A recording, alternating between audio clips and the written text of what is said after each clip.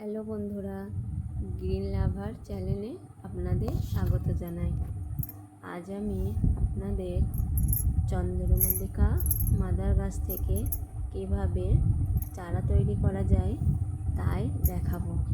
প্রথমে আমার সঙ্গে থাকা কিছু চন্দ্রমল্লিকা মাদার গাছ থেকে ডগা কেটে নেওয়া হলো। এরপরে কালার ও ভ্যারাইটিস অনুযায়ী কাটিংগুলিকে আলাদা আলাদা করে রাখা হলো।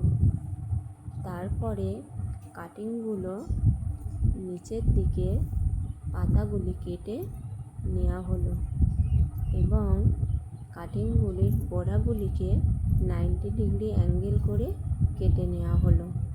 কাটিংগুলিকে ফাঙ্গিসাইড জলে ডুবিয়ে নেওয়া হলো। তারপরে কাটিং পাউডার লাগিয়ে আগে তৈরি করে রাখা মাটি দিয়ে ভরাট করা ট্রেতে পুঁতে দেওয়া হলো। সমস্ত কাটিংগুলি পুঁতে দেওয়া হলো। পরবর্তী আপডেট কিছুদিন পরে দেখাবো।